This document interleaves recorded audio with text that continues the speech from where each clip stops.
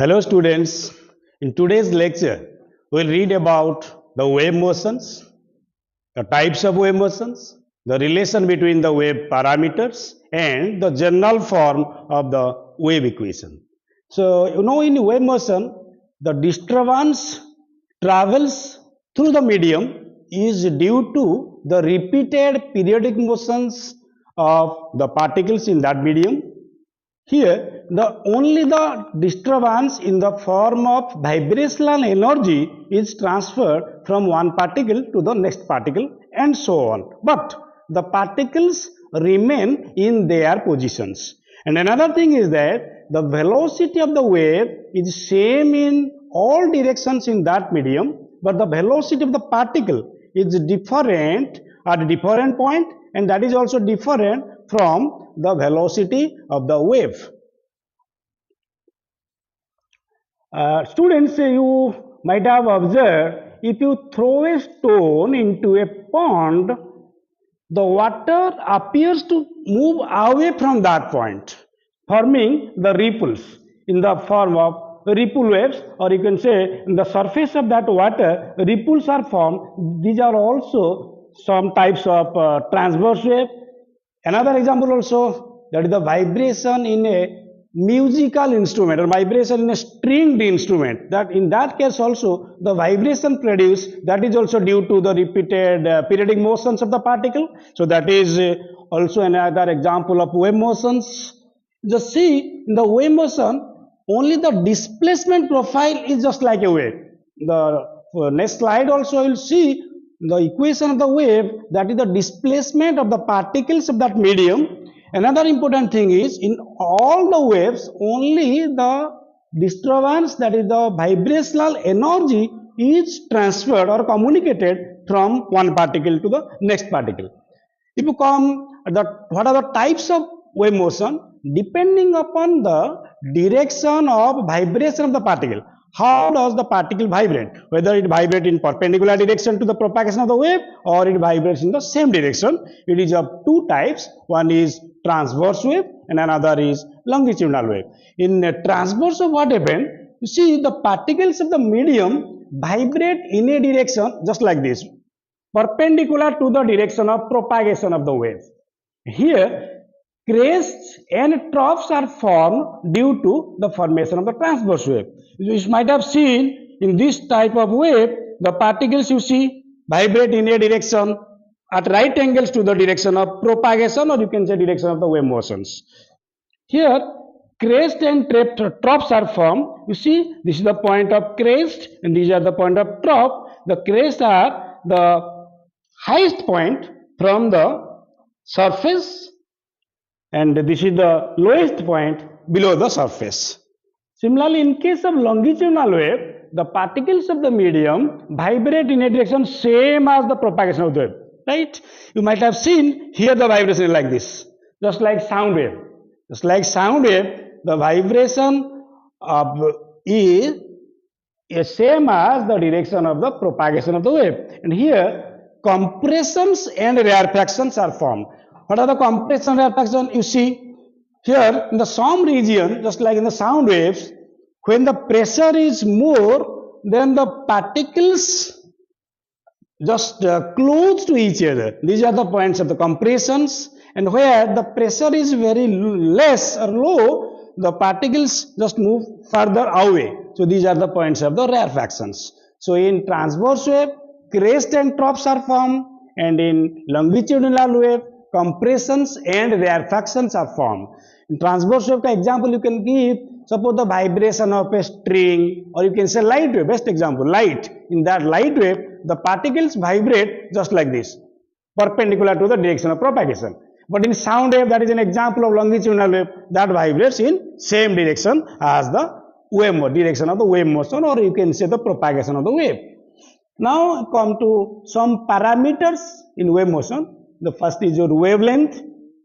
That wavelength is simply a distance, right? The distance covered by the wave in a complete time period. You see, from this to this, that is one time period. So distance covered by the wave in a complete time period, or you can say the distance. This is the I've told this is the point of crest. This is another point of crest. Similarly, this is one trough. This is another trough. So you can say the distance between two consecutive crests, or between the consecutive trough, or in case of sound wave or longitudinal wave, you can say the distance between a compression and the next adjacent compression, or you can say the distance between the rarefactions and the next adjacent rarefaction. That is also wavelength. Another term, that is your wave number. It is simply nothing but the reciprocal of the wavelength, right? Unit is centimeter inverse or meter inverse, that is nu bar is 1 by lambda. Another term is the time period of a wave. What is meant by the time period of a wave? Just like the simple harmonic motion also, it is the time taken to complete one oscillations. In case of a transverse wave, we can say the time taken by two consecutive crests or between two consecutive troughs. Don't get confused. That is not the distance between a crest and the next trough. That is half of the wavelength. But the wavelength, that is the distance between two consecutive crests. So the time taken by two consecutive crests or between two consecutive troughs, that is nothing but the time period. Similarly, in case of sound wave, or you can say longitudinal wave, that is the time taken by two consecutive compressions or between two consecutive rarefactions. This is the relation between the wave parameters like your velocity, wavelength and frequency of a wave. Here what I am telling, just emphasizing, this is the velocity of a wave, not the velocity of the particle. The particles of the medium, they vibrate, but here what we are deriving, that is the velocity of the wave, which is same in all directions in that given medium, right? So velocity of wave is constant, but particle velocity is different at different point.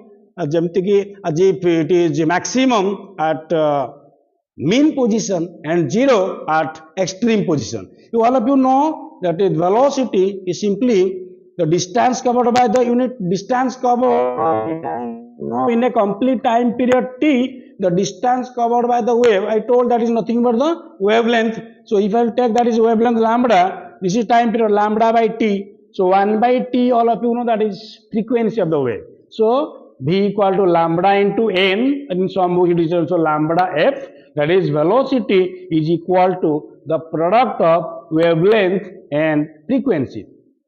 So this is the general form of a wave equation, right? In almost all the mechanical wave or in progressive wave, the displacement of the particle, repeatedly I am telling, that is the displacement of the particles of the wave, that can be written in this form: a sin omega t plus or minus kx. What does it represent? Here a is nothing but the amplitude. Amplitude of the wave means that is the maximum displacement in vertical direction. Maximum displacement, isn't it?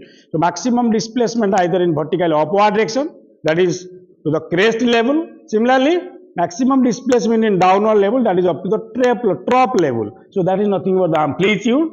Okay, that is a sin omega t. Here omega, all of you know, that is angular frequency. We have already discussed in our SHM lecture, simple harmonic motion lecture, that omega, you know, that is 2 pi by t or 2 pi f. That f is the frequency of the wave, plus or minus kx. That plus or minus, that depends upon the direction of the propagation of the wave, whether the wave is in forward direction or the wave is in backward direction, right? So next, a sin omega, you can put 2 pi by t, small t, plus or minus 2 pi by lambda into x. That k is nothing but the constant of the wave, or you can say propagation constant of the wave. That is also known as angular wave number. Wave number is reciprocal of the wavelength, 1 by lambda, but angular wave number, that is 2 pi by lambda, k. So our propagation constant, you can say also. Now you take 2 pi common, so that is t by t plus or minus x by lambda. Here that x is the distance after t second. I have taken the displacement of the particle, the function of the distance and time, right? So this is the general equation of a wave at a distance x after time t second. So again, you 1 by t, that is no frequency. I told the relation between velocity, wavelength and frequency. Velocity equal to wavelength into frequency. So this 1 by t frequency, we can write velocity by lambda, velocity by wavelength.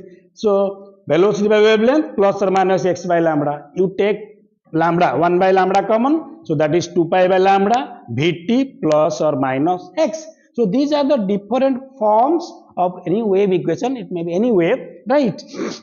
So that is a sin omega t plus or minus kx. Have an eye glance so that these equation can easily be remembered, so that whatever may be the type of wave equation given in your examination, you can calculate any parameters like amplitude, velocity, wavelength, frequency of the wave. You can easily calculate from any type of or any form of equation. So that's why I have given these four forms: a sin omega t plus or minus kx, another equation a sin 2 pi by t plus or minus x by lambda, that is a sin 2 pi by lambda Vt plus or minus x. You can also convert from any form to another form of equation of the wave, right? Just I have given one example from these wave equations. Suppose I have given the displacement of a particle in a wave is represented by y equal to 10 sin 6.28 t plus or minus 1.57 x. Here I have given x is say in centimeter, t is say in second, right? Then how to calculate the amplitude, wavelength, frequency and velocity of the wave? You see, I told the different form. One form I have given a sin omega t plus or minus kx, isn't it? A sin is just like that, a sin omega t plus or minus kx. If you compare these two, here omega is, you just see, omega equal to 6.28. From that equation, initially just by eye glance you can say a, that is the amplitude of the wave, that is 10 centimeter, isn't it? Because it is given y equal to 10 sin 6.28 t plus or minus 1.5. So let's say amplitude a equal to 10 centimeter. If you compare in that form a sin omega t plus or minus kx, here omega is 6.28, then you can calculate, you know, omega equal to 2 pi f, 2 pi by t or 2 pi f. If you compare that frequency of that wave, that is 6.28 by 2 pi, 6.28 by 2 pi, that is 6.28 by 2 into pi का value क्या है? 3.14. So 3.1.2 6.28, it will be cancelled. So that will be 1 hertz. So the frequency of the wave is 1 hertz. Similarly, kx, omega t plus or minus kx. So here k is 1.57 because it is the question, it is given 1.57x. So k is 1.57. Just I was telling that k, that is propagation constant or angular wave number, that is 2 pi by lambda, isn't it? So 2 pi by lambda equal 1.57. So by comparing, so wavelength, that lambda will be how much then? 2 pi by 1.57. 2 pi is 3.14 by 1.57. So 1.57 that 2, that is 3.14. So 2 into 2, that is 4 centimeter. So wavelength is in centimeter, lambda is 4 centimeter. After getting lambda and f, that is wavelength and frequency, you can calculate what is the velocity of the wave.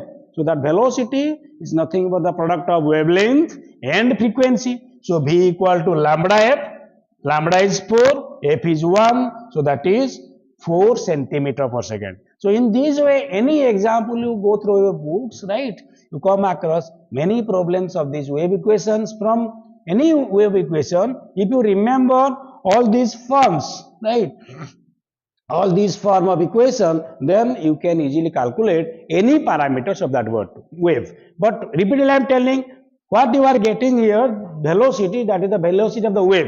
If one can ask you, find the velocity of the particle after suppose 0.5 second, then this is the displacement of the particle I am telling, this is the displacement of the particle. So velocity of the particle you can get by differentiating with respect to time, v equal to dy by dt. Then after putting the value of t, you can find what is the velocity